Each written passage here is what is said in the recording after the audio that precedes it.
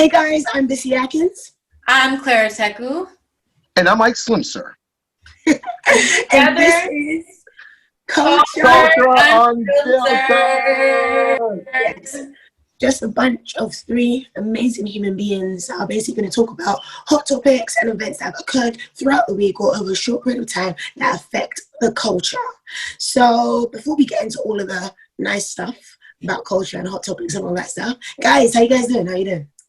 Hanging in there day by day. It's Saturday. I'm in LA. The weather is nice. I think, Ike, you're in New York. You cannot relate because it's fall. DC, I don't know what the weather is like in London. But First of all, fall works out for me, okay? It's beautiful. The leaves are orange, and everybody's drinking pumpkin spice latte. It's great. I love it. That. I can't relate. I'm thinking about going to the beach later, so that's me. As you sip your tea. You know, watch out! I hear there's an earthquake coming. Okay, you probably right. You're probably right, but I think it's worth noting, Bissy, this hair, it looks bomb. It's perfect for October. It's giving like 90s Halloween vibes, like serving. Hello, give me hello. As a child of God, she is. Okay, The only hello she does is "Hallowed be thy name." Oh, yeah. But Mean Girls actually said Halloween is the one day that a girl gets to dress up and be a hoe for the day. So I don't know. Just throwing it out there. Like, what's new with you? How's life? Life is beautiful. It's fall. You know, I'm enjoying tea by my window and painting and listening to beautiful jazz music. Can't complain. It sounds like a Tinder bio. We love it. All right. Wait, are you on Tinder? No. Wow, he had to think about that. You're on another dating app. No. Unless the account is still running, I don't know. I'm not on it right now. I feel you. All right, cool. So, what do you have for us this week? Okay, this week we are talking about my man's Lil Tory. Is that your man's? Because that's their man. Their man. Okay. Those people's man, right? Okay, go ahead. So basically, allegedly, rapper and singer Tory Lanez allegedly fired four shots at Megan for taking her to the party, taking her to a party in Hollywood Hills with 2 bullets injuring her feet, right? And that is what he was basically charged with. And EVA Annie put out an article addressing the issue and talking about how when Black women say things like this, we should believe them, and there should be no doubt. In fact, there should be no doubt after everything that Black women have been through, like on a generational level at this point. And the fact that there was so much evidence mounted up against Tory, and we still came up with all sorts of excuses as to why he wasn't guilty is a problem. But I'll play devil's advocate, and I'll say I can see where everybody was coming from at first, just mainly because no one knew about the relationship that Megan and Tory had. Question, just to go there. Yeah. So even if we don't know the details of the relationship, why can you see the perspective? Why can you see where people are coming when it comes to someone being shot and someone being injured? Why do you need to know the relationship? So generally speaking, right, I feel like it's just kind of like an impulsive psychological reaction that everyone has. If a bunch of people go onto one side, everyone goes, but why is everybody on that side? I should have some level of individuality, right? And I feel like that's what a lot of the people that were going for Tory kind of felt, because they're like, why would this girl defend Tory? What role does Tory have in her life that she would feel the need to not report being shot on her foot? Like, so, and of course, at that time, it was all a haze. But now, delving deeper and it coming out that apparently Megan did have a relationship, and a sexual one at that, with Tory. And they just didn't, and I guess she had that, and any of us here knows, as an adult, when you have a sexual relationship with someone, you just kind of have that, you have the inclination to sort of care. Even if it doesn't have to be romantic, but you do care about their well-being, to the point that you will defend them even if it came up to being charged for shooting an unarmed woman. So I could see how a lot of us didn't get that part of the story. Of course, there's more things coming out about how Tory supposedly had sex with one of her close friends. And it just, but again, I could see how everybody took that stance earlier. That's what I'm saying.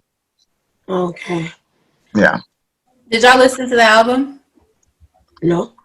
No. Tell the truth. Tell the truth and shame the devil. So I caught like a soundbite off of Twitter. That was like, BC, please fix your face. I'm big. Right.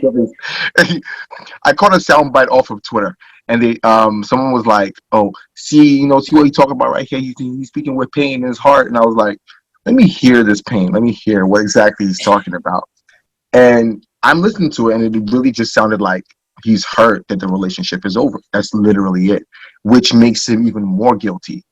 Like, it sounds like something that the kind of pain that you hear on that album is kind of like the kind of pain that you hear from somebody a man who would get abusive to sort of get back to where he used to be, type of thing. So, yeah, go ahead.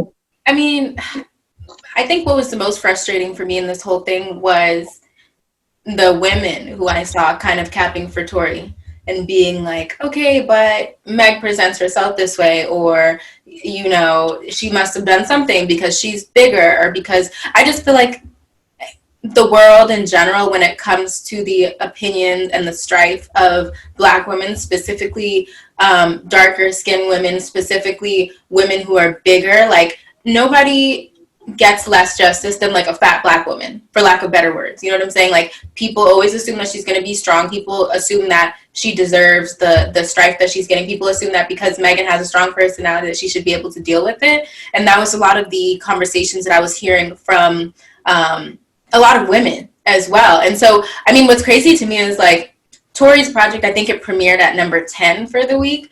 None of his projects ever hit like that. So the fact that he decided to like drop that album the day after the Breonna Taylor charges were announced, and then then want to say like, oh, it's because of I always drop things on my mom's birthday. Like, read the room. It's like, regardless of what you always do, today's not the day. And then I think it's like, of course, if they had a personal relationship, apologize to her. But because now this is a public situation, and because we are riding so hard for Megan, it's like you have to make a public apology before you go dropping an album and denying and making all of these statements. And so for me, it was kind of just like, I think I'm obviously biased because I'm always going to believe a Black woman over. My loyalty is like Black women, Black men, and then everybody else. You know what I'm saying? And so for me, it was like, I'm going to believe Megan just because I know how dangerous it is for like society to not believe what a Black woman has to say at all. Yeah, I feel like I didn't really pay attention to a lot of it when it started from the inception. One, because I was just like, bro, like, this is actually, she could have died. Like, someone actually shot this babe, as in, like, why are people making jest of it? One, why are they not believing it?